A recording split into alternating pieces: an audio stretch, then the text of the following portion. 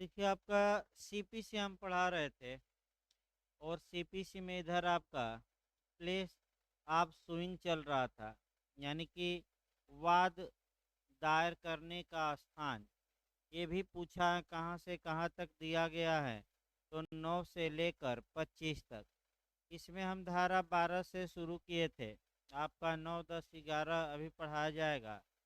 धारा 12 में ये था कि अपरवाद का वर्जन, यानी कि फर्दर सूट को बार किया गया है, यानी कि रोका गया है।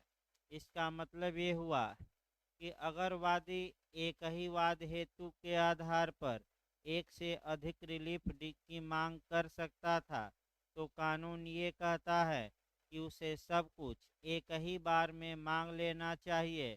यदि वह कुछ अधिकार अनुतोष मांगा, कुछ अनुतोष नहीं मांगा, तो जो अनुतोष नहीं मांगा है उसके लिए वह फर्दर सूट या अपरवाद या अतिरिक्तवाद दायर नहीं कर सकता। ये कहाँ सिद्धांत दिया गया है? 12 में। इसको याद रखिएगा। आपका बार टू मैंने फर्दर सूट का बार किया गया है, रोका गया है। प्री में ये भी क्वेश्चन बना है।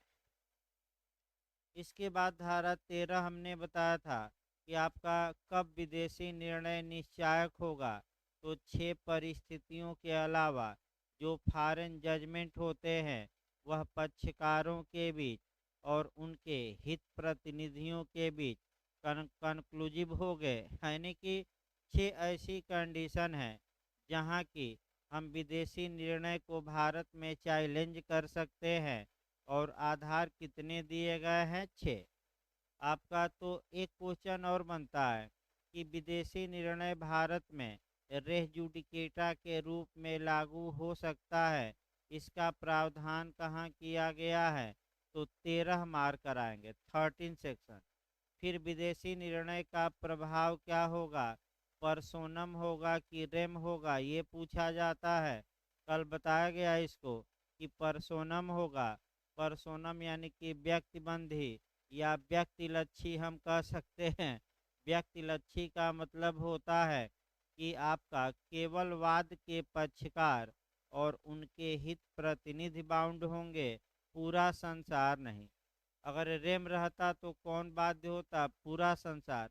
रेम पर भी एक क्वेश्चन बना लेना है। आपका पूछा गया है एविडेंस में जाकर कि एविडेंस की किस धारा में जजमेंट इन रेम यानी कि लोकलक्षी निर्णय का, विश्वव्यापी निर्णय का, सौरबंधी निर्णय का प्रावधान है। तो 41 मार्क कराइएगा। कितने विषयों पर दिए गए अंतिम निर्णय डिक्री आदेश? 4। कितने विषय हैं? 4। इसके बाद आइए 14। आपका प्रिजम्पशन के बारे में है कि विदेशी न्यायालयों के निर्णय की प्रमाणित प्रति अगर भारत में पेश की जाती है तो भारत के न्यायालय यह उपधारणा करेंगे कि वह निर्णय सही है, लेकिन यह उपधारणा खंडनीय है। और क्या साबित करके हम इसका खंडन कर सकते हैं? कि जिस विदेशी न्यायालय ने निर्णय दिया था वह उस निर्णय को देने में अधिकारिता नहीं रखता था, यानी कि अधिकारिता का अभाव। कि फॉरेन जजमेंट जो दिया है जिस न्यायालय ने, वह न्यायालय अधिकारिता रखता था कि नहीं? नहीं रखता था। इसके बाद 15 से जो तोड़ा जाता है, 15 में सामान्य नियम, 16, 17, 18 क्रम से धाराएं तोड़कर पढ़िएगा क्योंकि तोड़कर भी धाराएं आई हैं। 15 में क्षेत्राधिकार संबंधी सामान्य नियम, 16, 17, 18 अचल संपत्ति से संबंधित वाद, 19 आपका चल संपत्ति से, 20 अवशिष्ट धारा है, 21 आपका अधिकारिता पर अटैक की बात करता है। यानी कि आपका पूछा गया है कि अधिकारिता पर आपत्ति किस धारा के तहत? 21 में। फिर आपका जो 23, 24, 25 होगा वह आपका मुकदमों को ट्रांसफ़र करने की न्यायालय की शक्तियाँ होंगी। 22 में, 23 में, 24 में और 25 में। सुबह बताया गया था थोड़ा। सीआरपीसी में हम फिर कोरिलेट इसको करेंगे, लेकिन सीआरपीसी आपका लास्ट में आएगी। आइए धारा 15 से क्वेश्चन बना है। 15 से क्वेश्चन ये बना है आपका कि सामान्यतः कोई सिविल वाद किस न्यायालय में दायर किया जाएगा। तो 2 पॉइंट याद रखिए, एक तो वह न्यायालय सक्षम या कॉम्पिटेंट हो, दूसरा सबसे लोअर कैटेगरी का हो, यानी कि सबसे आप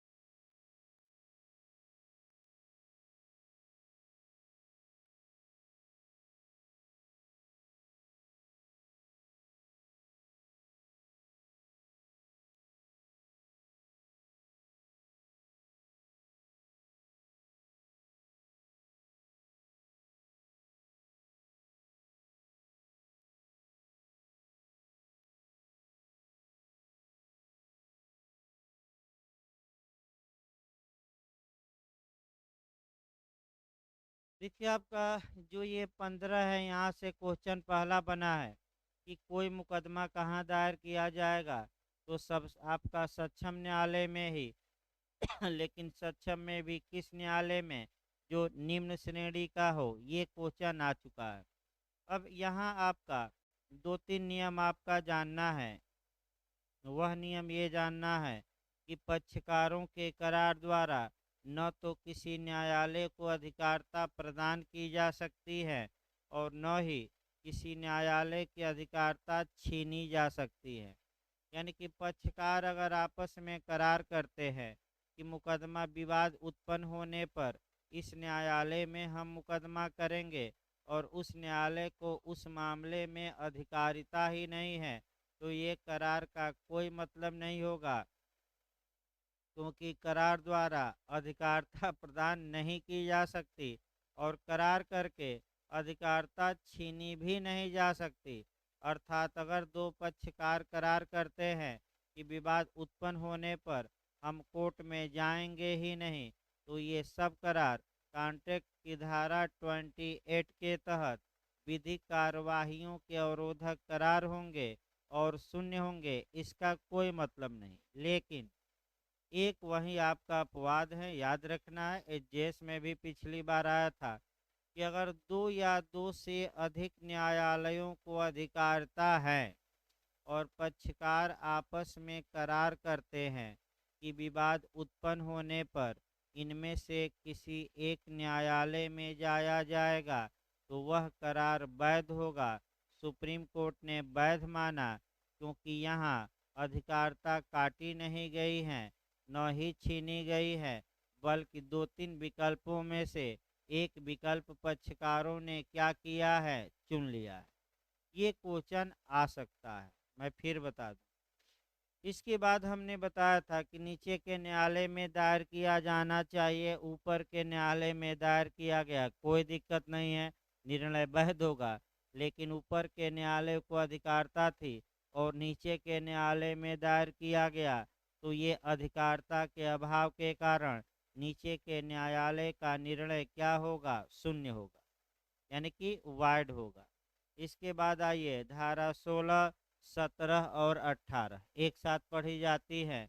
जहाँ तक धारा 16, 17 और 18 की बात है, आपका ये 16, 17, 18 इमूवेबल प्रॉपर्टी से संबंधित है, अर्थात अचल संपत्ति से संबंधित वाद का स्थान बताती है। तो पिछली बार जो क्वेश्चन बना था इसके पहले वाले में, वह ये बना था कि आपका धारा 16 किस अधिकारिता से संबंधित है। तो आपका दिया था कि आपका ये स्थानीय अधिकारिता विषय वस्तु संबंधी अधिकारता, दोनों इनमें से कोई नहीं। तो आप दोनों मार कर आइएगा, क्योंकि वे विषय भी दिए गए हैं जिनके लिए मुकदमा किया जा सकता है, और धारा 16 में वह स्थान भी है। धन संबंधी अधिकारता आपका कह सकते हैं कि धारा 6 में दी गई थी, राज्य सरकार निर्धारित करती है। तो ये क्वेश्चन आपका पूछा गया था कि धारा 16 में कौन कौन सी अधिकारता दी गई है। आपका टेरिटोरियल कि आपका सब्जेक्ट मैटर की दोनों, तो भाई दोनों मार कर आइए। दोनों का मतलब कि किस स्थान के न्यायालय में मुकदमा होगा और किस विषय के बारे में होगा। तो विषय भी दिए गए हैं, इसमें शक नहीं है। देखिए आपका बैरक, तो आपका 16, 17, 18 का एक ग्रुप याद रखना है कि अचल संपत्ति से संबंधित वाद आपका किन किन धाराओं में दिए गए हैं। तो 3 धाराएं आपका आपका 16, 17, 18, यानी कि 16, 17 और कहाँ 18 ये। इसके बाद आपका 18 से भी पिछली बार क्वेश्चन बना था, लेकिन पहले 16 देखिए। वादों का वहां दायर किया जाना जहां विषय वस्तु स्थित है। तो किसी भी द्वारा विहित धन संबंधी या अन्य परिसीमाओं के अधीन रहते हुए वे वाद, यानी कि इसका मतलब कि जो धन संबंधी परिसीमाएं हैं, अन्य परिसीमाएं हैं, उसके अधीन ही धारा 16 काम करेगी। तो धन संबंधी अधिकारता के बारे में धारा 6 में प्रावधान है। राज्य सरकार निर्धारित करती है कि कौन न्यायालय को कितना मॉनेटरी पावर होगा, कितना धन के बाद कौन न्यायालय में जाएगा। तो आपका देखिए, आपका विषय भी दिया गया है। भाटक या लाभों के सहित या रहित अचल संपत्ति के प्रत्युद्धरण के लिए मुकदमा कहाँ दायर किया जाएगा। तो जहाँ अचल संपत्ति स्थित है। जिस जिले में अचल संपत्ति स्थित है, मान लीजिए कि प्रयागराज में मकान है और आपका भाटक मने किराया या लाभ के सहित, यानी कि लाभ सहित मुकदमा या रहित मने लाभ हमें नहीं चाहिए, अचल संपत्ति के प्रत्युद्धरण, प्रत्युद्धरण मने रिकवरी, यानी कि वापसी के लिए। तो अगर अचल संपत्ति पर, अगर किसी व्यक्ति के अचल संपत्ति पर दूसरा व्यक्ति कब्जा अवैध रूप से जमा लिया है, तो वह व्यक्ति अपना कब्जा पुनः पाने के लिए कहाँ मुकदमा करेगा। तो आपका उस जिले में करेगा जिस जिले में वह अचल संपत्ति स्थित है। अब प्रयागराज में है तो बनारस में नहीं जाकर करेंगे, कहाँ करेंगे, प्रयागराज के आपका न्यायालय में। तो देखिए, विषय वस्तु संबंधी का मतलब कि अचल संपत्ति हो गई, और स्थानीय अधिकारता मतलब किस जिले में होगा, किस जिले के न्यायालय में, तो जहाँ संपत्ति क्या है, अचल स्थित। इसको आप अचल संपत्ति के प्रत्युद्धरण के बारे में जो डिक्री पारित होगी, वह आदेश 20 का नियम 9 में प्रक्रिया दी गई है। यही कोरिलेट कर लेना है। पूछा गया है आदेश 20 का कौन सा नियम, 9। अचल संपत्ति के प्रत्युद्धरण यानी कि रिकवरी या वापसी के लिए डिक्री। तो फिर एक बार याद रखिए, रिपीट कर सकता है। आदेश 20 का कौन सा नियम है, 9। और चल संपत्ति दे तो एक लाइन और बढ़ जाना है, 10। आदेश 20 का कौन सा नियम, 10। देखिए आगे आपका दूसरा, अचल संपत्ति के विभाजन कराना है। तीसरा, बंधक या भार की दशा में पूर्वबंध विक्रय या मोचन कराना है। अचल संपत्ति में के किसी अन्य अधिकार या हित का अवधारण करना है। अचल संपत्ति के प्रति किए गए दोष के लिए प्रतिकर आप वसूलना चाहते हैं, या करस्थम या कुर्की के वस्तुतः अधीन जंगम संपत्ति के प्रत्युद्धरण के लिए, यानी कि रिकवरी के लिए। यानी कि सामान्यतः धारा 16 मैं बता दूं अचल संपत्ति से संबंधित है, लेकिन इसका एक अपवाद है। ये पूछ सकता है अंदर जाकर, आपका धारा 16 का क्लाज एफ दिया गया है। अगर कोई चल संपत्ति है, कुर्क कर ली गई है और आप चाहते हैं कि कुर्की से मुक्त कर दिया जाए, हम वापस पा लें, तो किस स्थान के न्यायालय में इसके लिए आप सूट फाइल करेंगे? ये धारा 16 के क्लाज एफ में बताया गया है। ये एक अपवाद कहिए, ये अचल संपत्ति नहीं है, फिर भी यहाँ रखा गया है। तो धारा 16 में केवल अचल संपत्ति, लेकिन एक चल संपत्ति के भी बारे में प्रावधान है। किस क्लाज में? एफ में। हो सकता है पूछ ले। हाँ, उस न्यायालय में दायर किए जाएंगे जिसकी अधिकारिता की स्थानीय सीमाओं के भीतर वह संपत्ति स्थित है। तो भाई अगर इलाहाबाद में है तो इलाहाबाद के न्यायालय में, बनारस की स्थानीय अधिकारिता में अचल संपत्ति है तो कहाँ? बनारस में। और लखनऊ के अधिकार लखनऊ में है तो किस जिले में? लखनऊ में। सामान्य नियम। परंतु काफी महत्वपूर्ण है परंतु में आपका सिद्धांत बन सकता है कि आपका साम्या का जो सिद्धांत है कि साम्या व्यक्ति की क्रिया से संबंध रखती है, उसकी संपत्ति से नहीं। ये सिद्धांत थोड़ा बहुत आपका प्रोविजो में समाहित है। सिद्धांत लिख लीजिए, परंतु में सिद्धांत लिखे धारा 16 के। साम्य व्यक्ति की क्रिया से संबंधित होता है साम्य व्यक्ति की क्रिया से संबंधित होता है। इसका मतलब ये हुआ कि जब भी साम्य न्यायालय निर्णय देते थे प्रतिवादी की या निर्णित ऋणी की या हारने वाले की संपत्ति, कभी उन्होंने कुर्क नहीं किया। ये व्यक्ति पर व्यक्तिगत कार्रवाई करते थे, अर्थात उन्हें गिरफ्तार करके जेल भेजते थे और तब तक जेल में रखते थे जब तक कि वे न्यायालय के आदेश का क्या न कर दें, पालन। तो अगर व्यक्तिगत कार्रवाई हो रही है तो अलग, और एक होती है संपत्ति संबंधी कार्रवाई, यानी कि उसकी संपत्ति को कुर्क करके बेचा जाए या डायरेक्ट क्या किया जाए, बेचा जाए। तो दो कार्रवाई होती है, एक पर्सनल और एक किसके संबंध में? प्रॉपर्टी। तो पर्सनल कार्रवाई के बारे में आपका कहाँ प्रावधान किया गया है? प्रोविजो में। इसके बाद स्पष्टीकरण देखिएगा। इस धारा में संपत्ति से भारत में स्थित संपत्ति अभिप्रेत है, यानी कि विदेश में अचल संपत्ति नहीं होनी चाहिए, बल्कि कहाँ होनी चाहिए? भारत में। इसके बाद 17 आ जाइए। विभिन्न न्यायालयों की अधिकारिता के भीतर स्थित अचल संपत्ति के लिए वाद ये भी काफी महत्वपूर्ण है।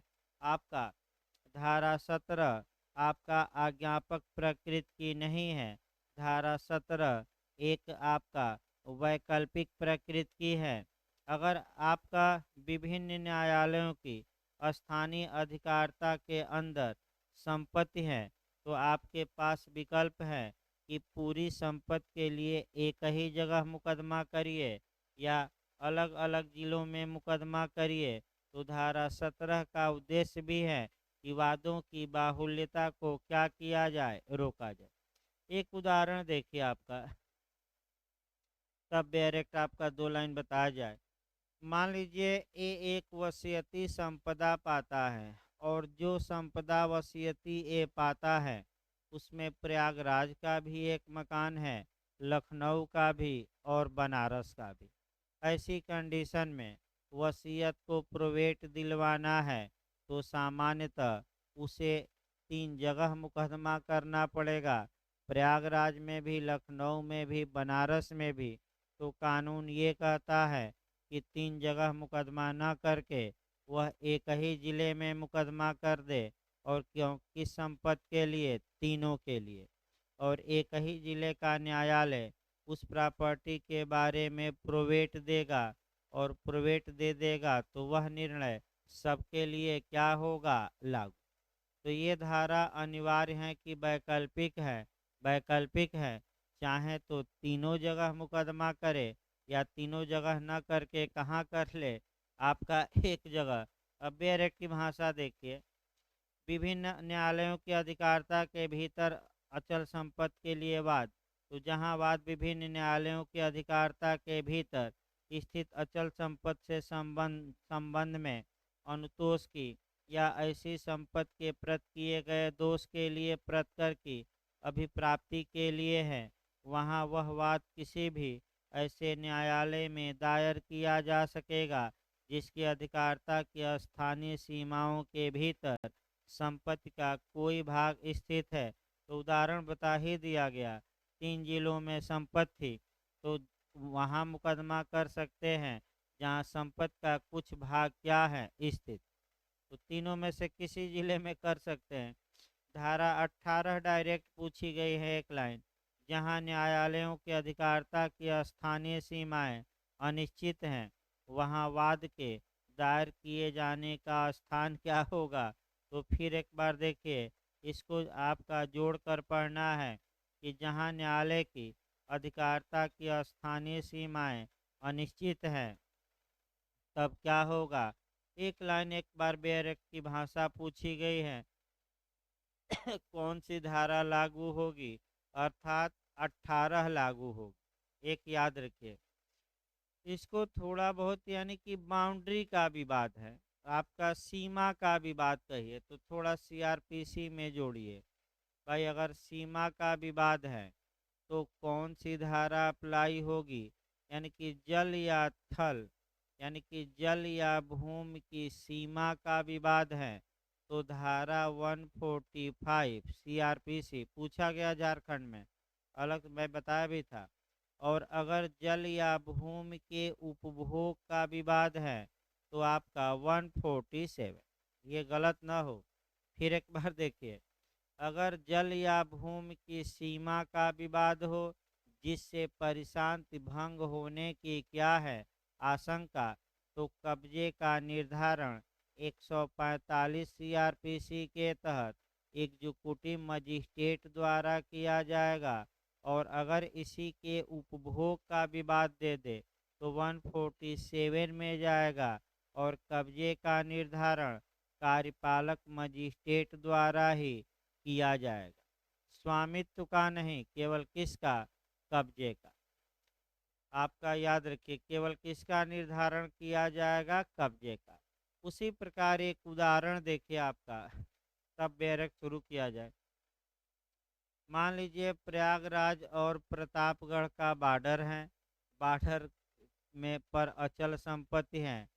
अब ये संदेह ये उत्पन्न हो गया, अनिश्चितता ये हो गई कि ये जो बॉर्डर या सीमा पर अचल संपत्ति हैं, ये प्रयागराज के न्यायालय में मुकदमा होना चाहिए कि प्रतापगढ़ के। तो कानून ये कहता है कि दोनों में से कोई एक न्यायालय, अगर प्रयागराज के न्यायालय में उसके लिए मुकदमा किया जाता है और प्रयागराज के न्यायालय को ये समाधान हो जाता है कि हाँ हमें अधिकारता है, और प्रयागराज के न्यायालय ने उस कह सकते हैं कि मुकदमे को सुना, सुनने के बाद फैसला भी दे दिया, तो वह फैसला वैध होगा, अवैध नहीं होगा। भले बाद में पता लगे कि वह किसको अधिकारता थी, प्रतापगढ़ के न्यायालय को, भले पता लगे बाद में। तो देखिए बेरेट की भाषा, वैसे अंदर से नहीं पूछा गया है लेकिन आपका पिछली बार हेडिंग पूछी गई थी, अगर न्यायालयों की अधिकारिता की स्थानीय सीमाएं अनिश्चित हैं तो वाद दायर करने का स्थान किस सेक्शन में दिया गया है, यही क्वेश्चन आया था। तो किस सेक्शन में दिया गया है, 18 में। देखिए बेरेक, जहाँ यह अभिकथन किया जाता है कि यह अनिश्चित है कि कोई अचल संपत्ति दो या अधिक न्यायालयों में से किस न्यायालय की अधिकारिता की स्थानीय सीमाओं के भीतर स्थित है, वहाँ उन न्यायालयों में से कोई भी एक न्यायालय, यदि उसका समाधान हो जाता है कि अभिकथित अनिश्चितता के लिए आधार है, उस भाव का कथन अभिलिखित कर सकेगा और तब उस संपत्ति से संबंधित किसी भी वाद को ग्रहण करने और उसका निपटारा करने के लिए आगे कार्यवाही कर सकेगा, और उस वाद में उसकी डिक्री का वही प्रभाव होगा मानो वह संपत्ति उसकी अधिकारिता की स्थानीय सीमाओं के क्या हो, भीतर स्थित। मैं बता ही दिया, विवाद में बता ही दिया, और भाई समाधान करके अपना मुकदमा स्वीकार करे प्रयागराज का न्यायालय, डिक्री पारित करे, भले बाद में पता लगा कि अधिकारता नहीं थी, फिर भी डिक्री वैध होगी कि अवैध होगी? वैध होगी। यही तो हमने बताया, वही बात बेयर एक्ट में। परंतु यह तब जबकि वह वाद ऐसा है जिसके संबंध में न्यायालय उस वाद की प्रकृति और मूल्य की दृष्टि से अधिकारता का प्रयोग करने में सक्षम हो। यानी कि आपका नेचर जो विवाद का है और वैल्यू जो है उस वो भी सक्षमता देखी जाएगी। जहाँ कथन उपधारा 1 के अधीन अभिलिखित नहीं किया गया है और किसी अपील या पुनरीक्षण न्यायालय के सामने यह आक्षेप किया जाता है कि ऐसी संपत्ति से संबंधित वाद में डिक्री या आदेश ऐसे न्यायालय द्वारा दिया गया था जिसकी वहाँ अधिकारता नहीं थी। जहाँ संपत्ति स्थित है वहाँ अपील या पुनरीक्षण न्यायालय उस आक्षेप को तब तक परमिट नहीं करेगा जब तक कि उसकी राय न हो कि वाद के दायर किए जाने के समय उसके संबंध में अधिकारिता रखने वाले न्यायालय के बारे में अनिश्चितता के लिए कोई युक्त आधार नहीं था। उसके परिणाम स्वरूप न्याय की निष्फलता हुई है। इसका मतलब ये हुआ कि अगर आपका कारण नहीं लिखा है न्यायालय ने, अधिकारता न होते हुए सीमा संबंधी विवाद था और मुकदमा स्वीकार कर लिया, तो आप अपील या रिवीजन न्यायालय में ये कह सकते हैं कि इनको अधिकारता नहीं थी और ये जो निर्णय है डिक्री रद्द किया जाए। लेकिन अपील या आपका रिवीजन न्यायालय तभी डिक्री को रद्द करेगा जबकि आपका अनिश्चितता के लिए देख रहा है कि कोई युक्त आधार ही नहीं था और इसके कारण न्याय सफल हो गया कि विफल हो गया है। विफल यानी इतना आसानी से डिक्री उलटने वाली नहीं है। अब आइए धारा 19 पर क्वेश्चन बनता है। धारा 19 पर एक चार्ट बना लेना है। शरीर या चल संपत्ति के प्रति किए गए दोषों के लिए प्रतिकर, तो कुछ शरीर के प्रति दोष बना दीजिए, कुछ चल संपत्ति के प्रति चल संपत्ति को जला दिया, चल संपत्ति को नष्ट कर दिया। यानी कि मान लीजिए कि आपका वाहन था, किसी ने आपके वाहन में आग लगा दी, तो ये अपराध रिष्टि का हुआ। लेकिन जिसका वाहन था वह आपसे मुआवजा भी वसूल सकता है अपकृत विधि के तहत। यानी सिविल वाद दायर करके क्या वसूल सकता है? मुआवजा।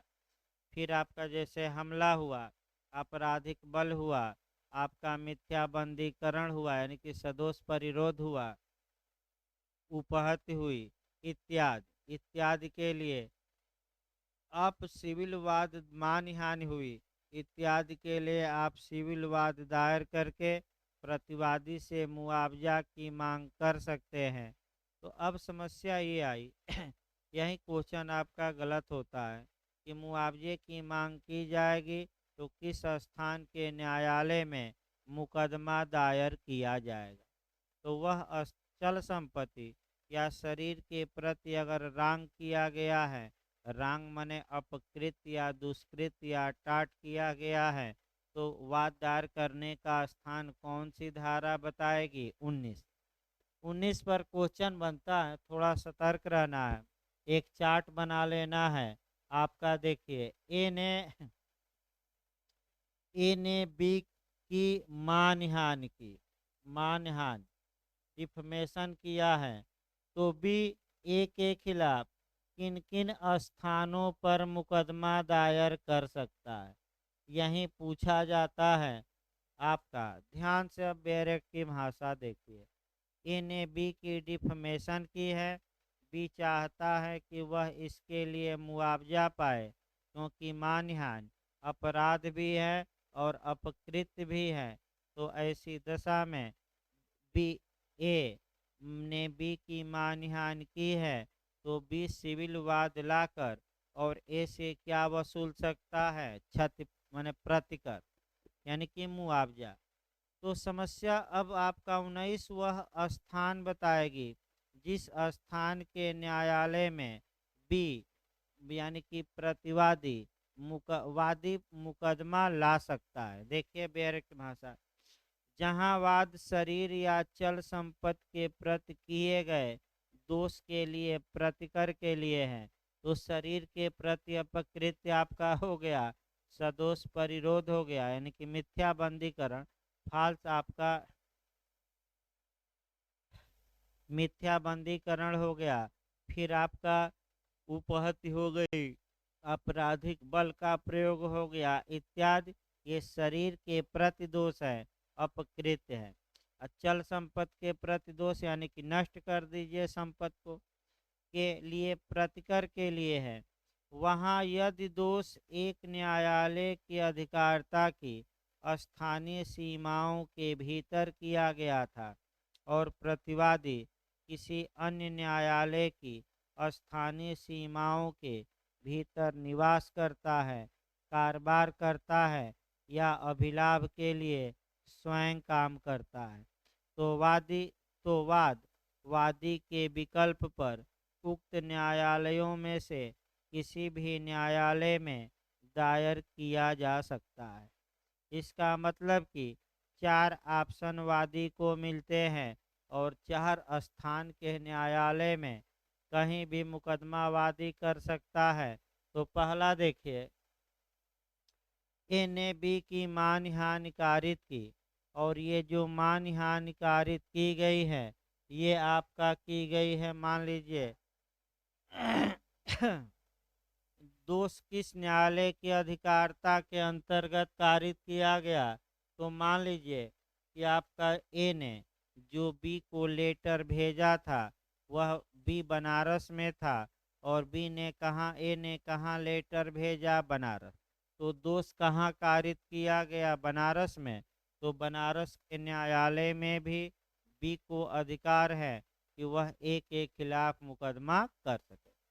तीन और स्थान है आपका आपका जहां प्रतिवादी निवास करता है। मान लीजिए ए निवास करता हो लखनऊ में तो क्या बी लखनऊ के न्यायालय में मुकदमा दायर कर सकता है कि नहीं, कर सकता है। मान लीजिए ए कारोबार करता है प्रतापगढ़ में, तो क्या भी ए के खिलाफ प्रतापगढ़ के न्यायालय में मुकदमा कर सकता है कि नहीं, कर सकता है। और स्वयं अभिलाभ के लिए ए कार्य करता हो, आपका कह सकते हैं कि प्रयागराज में, तो क्या भी ए के खिलाफ प्रयागराज में मुकदमा कर सकता है कि नहीं, कर सकता है। एक ही आपका अगर देखा जाए तो आपका फिर एक बार देखिए, आखिर शरीर या चल संपत्ति के प्रति किए गए दोष के मामले में वाद किस स्थान के न्यायालय में दायर किया जा सकेगा। चार स्थान मिलते हैं। पहला, जहां दोष कारित किया गया। दूसरा, जहां आपका प्रतिवादी निवास करता है। तीसरा, जहां प्रतिवादी कारोबार करता है। और चौथा, जहां प्रतिवादी अपने लाभ के लिए स्वयं कार्य करता है, व्यक्तिगत अभिलाभ के लिए दूसरे के माध्यम से कि स्वयं स्वयं। अब एक क्वेश्चन यहाँ एजेस में घुमाया था कि धारा 19 के तहत कहाँ मुकदमा नहीं दायर किया जा सकता। तो ये दिया था जहाँ वादी निवास करता है। चार ऑप्शन देगा। जहाँ वादी निवास करता है तो वादी के निवास से मतलब नहीं है, तो निवास, कारोबार और लाभ किससे मतलब है, प्रतिवादी।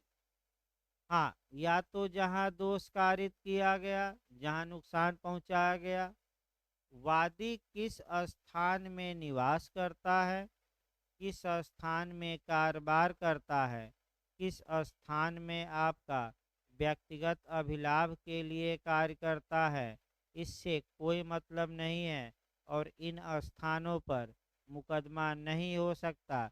तो किसको देखा जाएगा, प्रतिवादी को, कि जो प्रतिवादी हैं वो यानी कि जिसने दोष कारित किया है वह कहाँ निवास कर रहा है, कहाँ कार्य कर रहा है, वह देखा जाएगा, न कि वादी के ऊपर नहीं देखा जाएगा।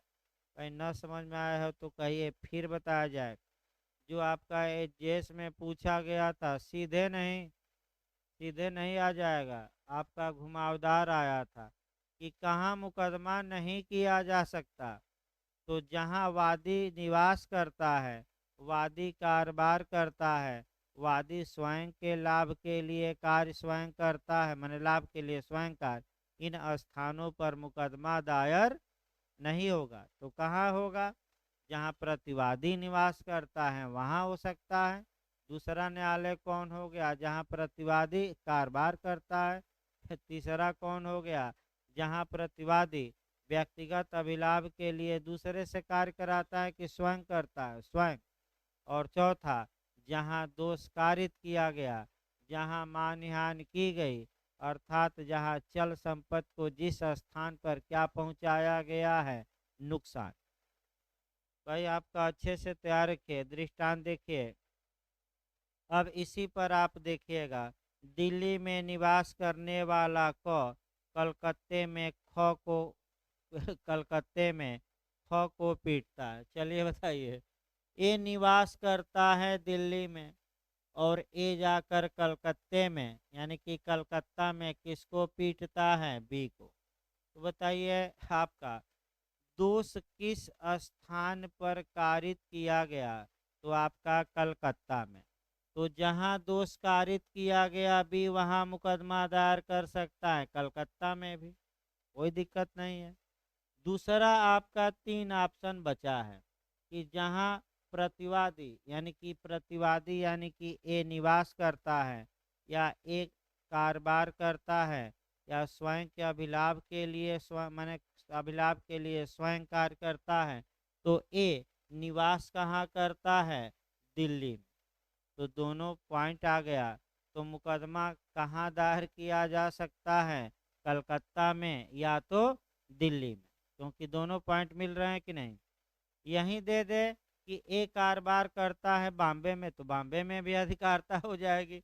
यहीं दे दे कि ए आपका व्यक्तिगत अभिलाभ के स्वयं माने अभिलाभ के लिए स्वयं कार्य करता है, आपका मान लीजिए कि मद्रास में दे दे, तो मद्रास के भी न्यायालय को क्या मिल जाएगी? अधिकार।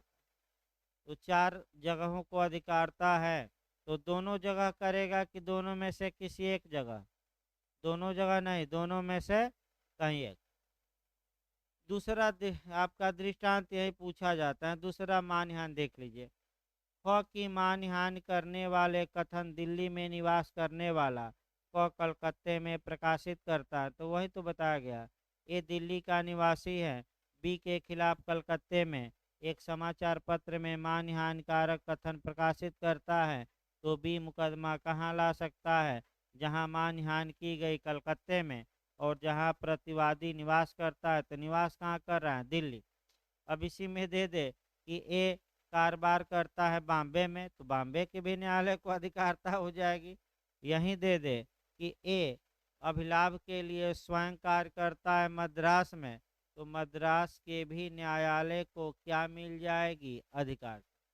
तो 4, वैसे उदाहरण में 2-2 ही दिया गया है, लेकिन चारों याद करना है कि 4 स्थान के न्यायालयों में से किसी भी न्यायालय में वादी वाद दायर करने का क्या रखता है?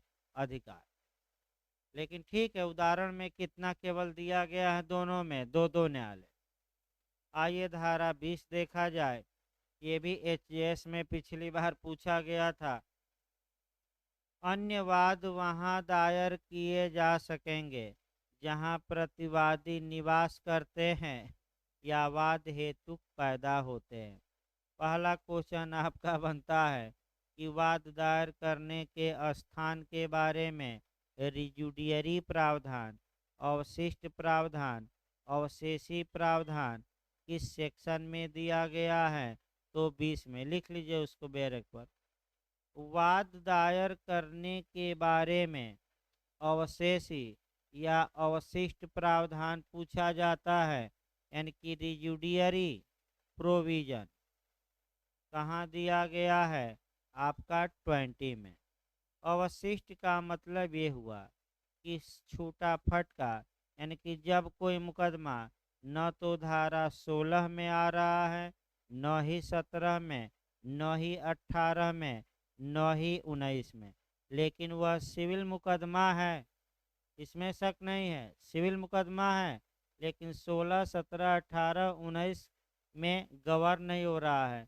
तो उस मुकदमे को माने उस वाद को किस स्थान के न्यायालय में दायर किया जाएगा, इसका निर्धारण कहाँ किया जाएगा, तो सेक्शन 20 में होगा। देखिए, पूर्वोक्त परिसीमाओं के अधीन रहते हुए हर वाद ऐसे न्यायालय में दायर किया जाएगा जिसकी अधिकारिता की स्थानीय सीमाओं के भीतर प्रतिवादी या जहां एक से अधिक प्रतिवादी हैं, वहां प्रतिवादियों में से हर एक वाद के प्रारंभ के समय वास्तव में और स्वेच्छा से निवास करता है या कारोबार करता है या अभिलाभ के लिए स्वयं काम करता है।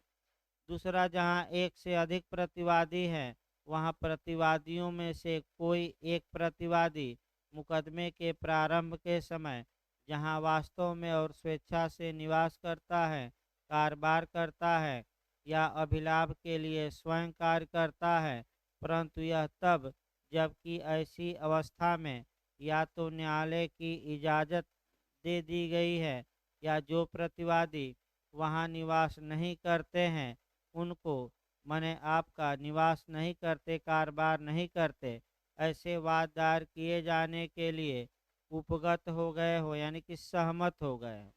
और तीसरा, वाद हेतु पूर्णतः या भागतः क्या होता है, पैदा। यही आपका क्वेश्चन बनता है कि वाद हेतु पूर्णतः या भागतः क्या होता है, पैदा। इसको देख लीजिएगा, आपका इसमें से क्वेश्चन भी आपका पहला उदाहरण कलकत्ते का है, दूसरा शिमला का। आइए 21 पूछा जाता है। पहले तो सेक्शन आपका ऑब्जेक्शन ऑफ जुरिडिक्शन, तो ये कई बार सेक्शन आया है कि अधिकारिता पर आपत्ति किस सेक्शन के तहत की जाती है, तो सेक्शन 21 के तहत की जाती है। पहला नियम ये याद रखना है। दूसरा नियम आपका कौन कौन सी अधिकारिता पर आपत्ति का प्रावधान है, तो पहले स्थानीय अधिकारिता, दूसरे खंड में धन संबंधी अधिकारिता और तीसरे में निष्पादन न्यायालय की अधिकारिता। तीनों क्रम से याद रखिए। किस किस खंड वाइज भी पूछा गया है। पहला खंड किसके लिए है, आपका स्थान संबंधी अधिकारिता। दूसरा खंड किसके लिए है, धन संबंधी अधिकारिता। तीसरा खंड किसके लिए है, निष्पादन अधिकारिता। दो खंड तो सेम है। आपका अगर किसी व्यक्ति को न्यायालय की स्थानीय अधिकारिता के बारे में आपत्ति है, तो उस आपत्ति को वह कब तक उठा दे, सर्वप्रथम सुलभ अवसर पर या जहां विवादक स्थिर किए जाते हैं, विवादक स्थिरीकरण के समय या उसके पहले। यही क्वेश्चन आता है कि अधिकारिता पर आपको आपत्ति कब तक कर देना है, तो जैसे ही मौका मिला वैसे ही कहिए। और दूसरा, जहां फैक्ट इन इशू बनते हैं, तो फैक्ट इन इशू बनने के समय या उसके पहले। यही याद करना है। यही नियम आपका धन संबंधी अधिकारिता में भी चलेगा। क्लास 2 में कोई अंतर नहीं है, सेम नियम है। और आपका खंड 3 महत्वपूर्ण है। आपका खंड 3 में क्योंकि निष्पादन में विवादक तथ्य तो बनता नहीं, तो उसमें जैसे ही मौका मिले यानी कि सर्वप्रथम सुलभ अवसर पर। देखिए, अंदर से पूछे तो सतर्क रहना है कि अधिकारिता पर आपत्ति कब की जा सकती है। फिर हम एक बार बता रहे हैं, अगर आपका स्थानीय अधिकारिता दे और धन संबंधी अधिकारिता दे, तो दोनों का नियम समान है। आप देखिएगा, सर्वप्रथम सुलभ अवसर पर। दूसरा, विवादक विवादक के निश्चित किए जाने के समय या उसके पूर्व आपत्ति कर देनी चाहिए।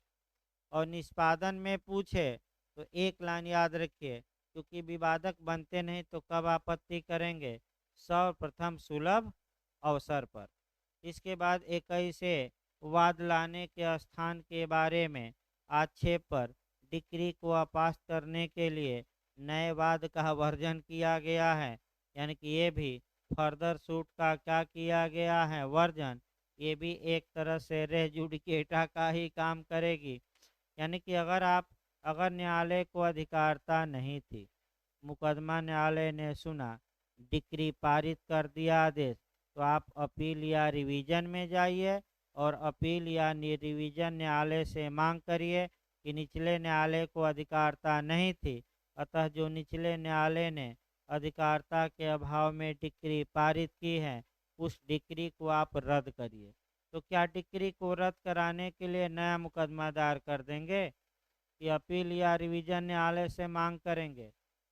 अपील या रिवीजन, नया मुकदमा नहीं। ये नहीं कि डिक्री के लिए ना, आप ऊपर जाइए अपील या रिवीजन न्यायालय में। अब आइए धारा 22-23। 22 की पूरक धारा 23 है, या 23 किसकी पूरक धारा है पूछी जाती है? 22 की।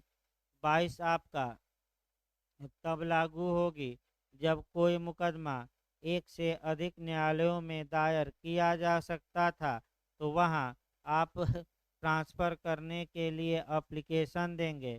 तो 22 में आइए, जो वाद एक से अधिक न्यायालयों में दायर किए जा सकते थे, उनको अंतरित करने की शक्ति। एक उदाहरण सबसे अच्छा यही मानहानि वाला ही बताया जाए। सबसे अच्छा उदाहरण तो यही हो गया, मानहानि वाला ही। यानी कि दोनों न्यायालयों को अधिकारता थी और प्रतिवादी चाहता है कि इस न्यायालय से मुकदमा दूसरे अधिकारवान न्यायालय को क्या किया जाए? ट्रांसफर।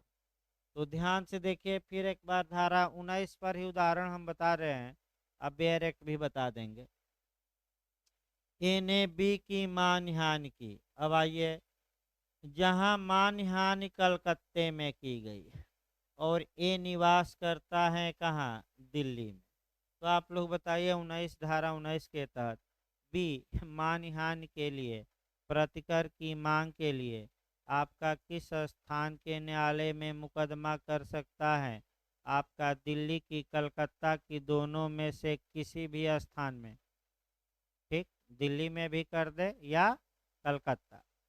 अब यहीं आपका बी ने आपका ये कलकत्ते में मुकदमा किया। अब ए एप्लीकेशन देता है न्यायालय में कि हजूर कलकत्ते से मुकदमा कहाँ ट्रांसफ़र कर दिया जाए? दिल्ली। तो धारा 22 और कौन सी धारा? तो बताइए, धारा 22 कब लागू होगी? जब दोनों न्यायालयों को अधिकारता है कि नहीं है? है। और 24 और 25 में आपका जिसको अधिकारता नहीं थी, वहाँ ट्रांसफ़र किया जाता है। जैसे प्रयागराज से कहाँ ट्रांसफ़र कर दीजिए? बनारस। और सुप्रीम कोर्ट कहाँ सुबह बताया गया कर सकता है? देश के एक राज्य से कहाँ? दूसरे राज्य में। भले उस न्यायालय को अधिकारता न हो, उससे मतलब नहीं है। सक्षम है, लेकिन वहाँ मुकदमा दायर नहीं किया जा सकता। सुबह क्रिमिनल मामला भी बताया गया कि आपका अमरमणि त्रिपाठी का, कि यहाँ से मुकदमा कहाँ ट्रांसफ़र कर दिया था? देहरादून। तो सतर्क रहना। देखिए, 22 और 23 तब लागू होगी कि अंतरण जिन न्यायालयों, दो या दो से अधिक न्यायालयों को अधिकारता है और उनमें से एक न्यायालय में मुकदमा दायर किया गया है और प्रतिवादी चाहता है कि हम कहाँ मुकदमा ट्रांसफ़र करा दें?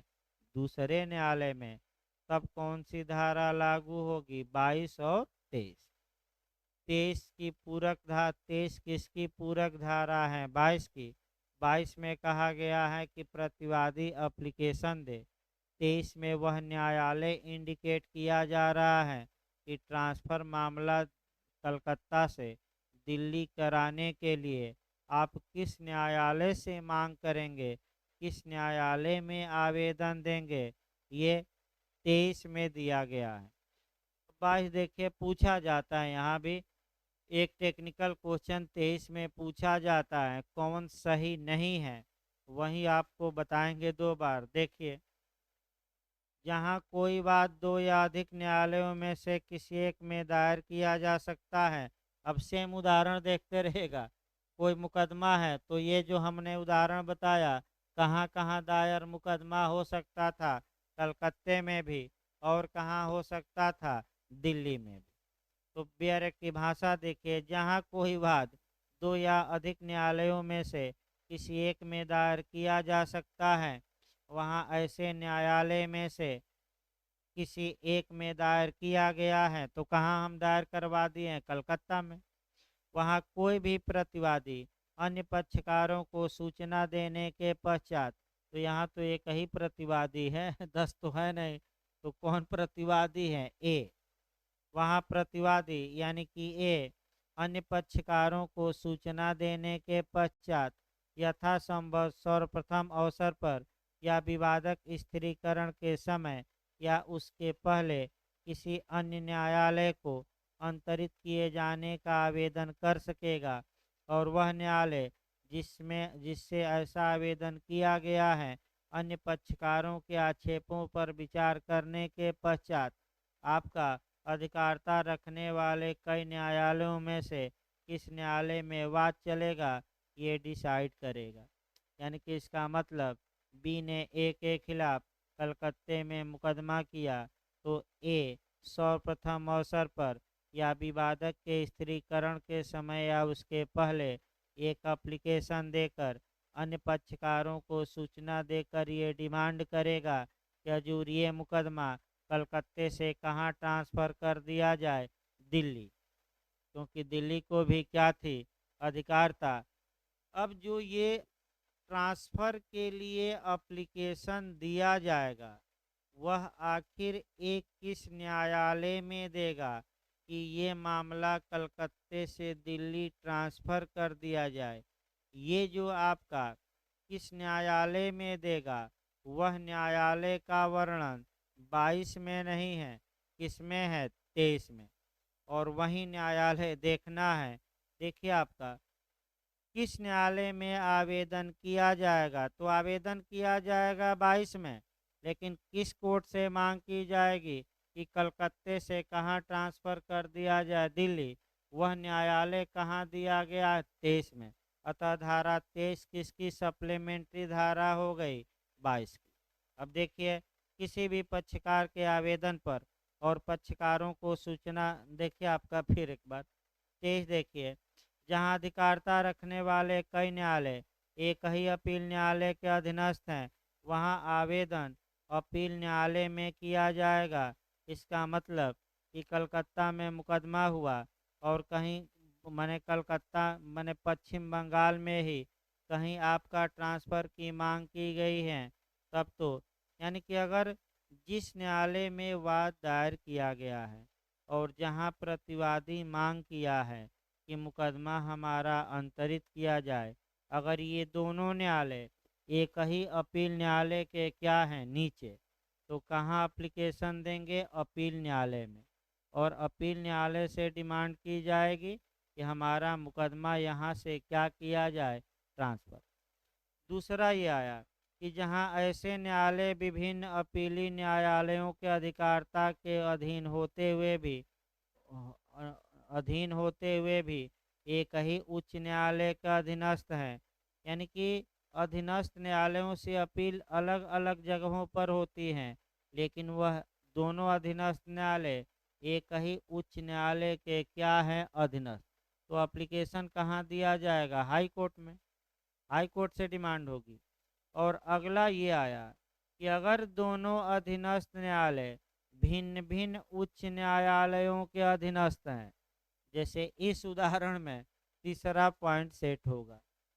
अब आप लोग बताइए, कलकत्ते का जो निचला न्यायालय है वह कलकत्ता हाई कोर्ट के अधीन है, और दिल्ली का जो निचला न्यायालय जहां ट्रांसफ़र की मांग की गई है वह दिल्ली हाई कोर्ट के अधीन है। तो समस्या ये आई कि अब किस हाई कोर्ट में एप्लीकेशन दिया जाएगा कि हमारा मामला हजूर कलकत्ते से दिल्ली ट्रांसफ़र कर दिया जाए? यही गलत होता है, और यही आपका तीसरा पॉइंट है।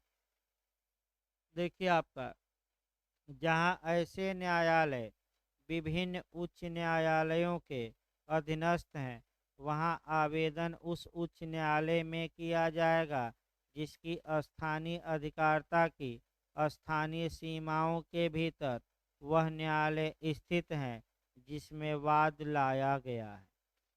तो आप लोग बताइए अगर ये चाहता है कि कलकत्ते से हमारा मामला दिल्ली ट्रांसफ़र हो जाए तो तीसरे खंड पर अप्लाई करिए। कलकत्ता का निचला न्यायालय कलकत्ता हाई कोर्ट के अधीन है और दिल्ली का निचला न्यायालय कहाँ के अधीन है? Delhi high court. एक ही हाई कोर्ट के अधीन है कि भिन्न भिन्न? तो अब एप्लीकेशन किस हाई कोर्ट में दिया जाएगा कि हजूर यहाँ से हमारा मामला ट्रांसफ़र कर दीजिए? तो जिस हाई कोर्ट के अधीनस्थ न्यायालय में वाद लाया गया है, तो वाद कहाँ लाया गया है? कलकत्ता। तो कलकत्ता का निचला न्यायालय किस हाई कोर्ट के अधीन है? Calcutta high court. तो एप्लीकेशन कहाँ देगा? कलकत्ते हाई कोर्ट में। कलकत्ता के हाई कोर्ट में क्या डिमांड करेगा कि इस मुकदमे को कहाँ ट्रांसफ़र कर दिया जाए? दिल्ली। तो पहला नियम याद रखिए, अगर दोनों अधीनस्थ न्यायालय एक ही अपील न्यायालय के नीचे हैं तो अपील न्यायालय में एप्लीकेशन दीजिए ट्रांसफ़र के लिए। अगर भिन्न भिन्न अपील न्यायालय के नीचे हैं लेकिन एक ही हाई कोर्ट के नीचे हैं तब उस हाई कोर्ट में दीजिए। लेकिन अगर हाई कोर्ट दोनों के क्या हो गए?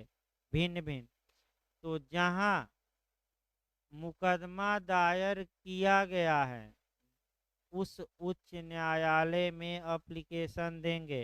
तो मुकदमा बी ने कहाँ दायर कर रखा है? कलकत्ता में। तो किस हाई कोर्ट में एप्लीकेशन दिया जाएगा? कलकत्ते के।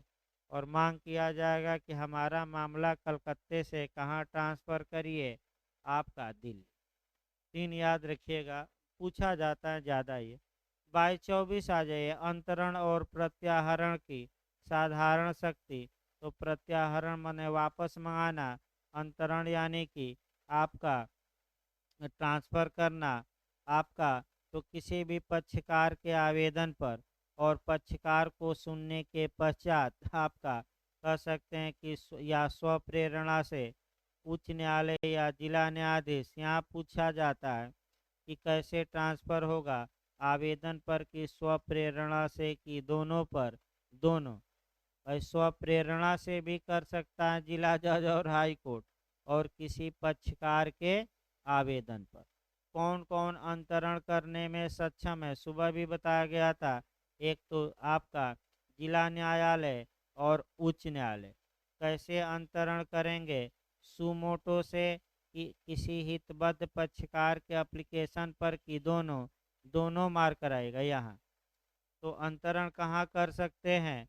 तो भाई हाई कोर्ट तो एक ज़िले से दूसरे ज़िले में राज्य में भेज सकता है, लेकिन जिला न्यायाधीश तो अपने ही ज़िले में इस जज से क्या उस जज, यानी कि इस डाली से उस डाली पर कूद सकते हैं। आपका दूसरे पेड़ की डाली पर कूदने का अधिकार केवल हाई कोर्ट को है, और आपका राज्य से बाहर भेजने का अधिकार केवल किसको है? Supreme court. तो आज ये सुप्रीम कोर्ट पर वादों आदि के अंतरण की उच्चतम न्यायालय की शक्ति, धारा 25 सुबह भी बताया गया था। यहाँ आपका कैसे अंतरित कर सकता है? तो हितबद्ध किसी पक्षकार के आवेदन पर ही कर सकता है, आपका न्याय के उद्देश्यों की पूर्ति के लिए। इसके बाद आपका इसमें पूछा जाता है एक लाइन कि अगर तंग या तुच्छ करने वाला आवेदन है तो सुप्रीम कोर्ट आपका आवेदन खारिज करेगा, और अधिकतम कितना प्रतिकरवादी मैंने आवेदनकर्ता पर लगा सकता है? 2000। सीआरपीसी में कितना था? 1000। तो सीआरपीसी की कौन सी धारा जोड़ेंगे? 406। कितना प्रतिकर वहाँ लगता था? 1000।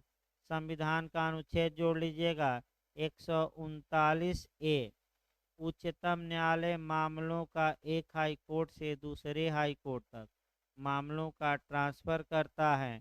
आपका कह सकते हैं कि 139 से। एक बार क्वेश्चन मैं सुबह भी बताया था, कहाँ से कहाँ ट्रांसफ़र किया जा सकता है, थोड़ा सतर्क रहिएगा। तो एक उच्च न्यायालय से दूसरे उच्च न्यायालय को भी, और एक उच्च न्यायालय के अधीनस्थ न्यायालय से दूसरे उच्च न्यायालय के अधीनस्थ। सतर्क रहिए, ये भी क्वेश्चन क्रिमिनल में भी सेम था। 406 सीआरपीसी सुबह बताई गई थी। एक हाई कोर्ट से दूसरे हाई कोर्ट या एक हाई कोर्ट के निचले न्यायालय से दूसरे हाई कोर्ट के निचले न्यायालय को भेज सकता है। अपील की मामला की दोनों हमने बताया था सुबह, दोनों।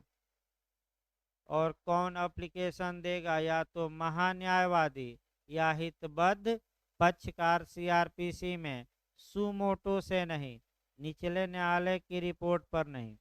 सतर्क ये रहना है कि सीआरपीसी में जब हाई कोर्ट और सत्र न्यायालय ट्रांसफर करेगा तो सुमोटो से भी कर सकता है, आवेदन पर भी कर सकता है, और निचले न्यायालय की रिपोर्ट पर भी। तो सुप्रीम कोर्ट क्रिमिनल मामलों में आवेदन खारिज करता है तो कितना प्रतिकर लगाएगा, 1000। हाई कोर्ट भी 1000, और कोर्ट ऑफ सेशन कम कर दीजिएगा, कितना बताया गया, 250। और सीपीसी में कितना लगाया जाएगा, 2000 की धारा में 25। आपका इस प्रकार 25 तक समाप्त हो गया। तो रेस्ट ले लीजिए, तब आपका माइनर शुरू किया जाए भाई। देखिए माइनर में आपका ये माता पिता और वरिष्ठ नागरिकों का भरण पोषण वाला कानून पढ़ाया जाएगा।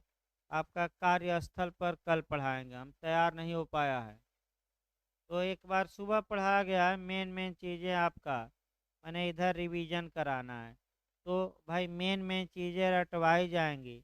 कुछ 7 8 10 धाराएँ तैयार रखिए, पूरा पढ़ना संभव नहीं। तो प्रयास ये किया जाए कि एक दिन में एक कानून मेन चीज़ें क्या किया जाए, उसको सही तरीका है कि 60 नोट्स एक एक पन्ने पर, 2 2 पन्ने पर बना लीजिए। सबसे अच्छा तरीका यही है। तो रेस्ट ले लीजिए, तब आपका माइनर चला जाए।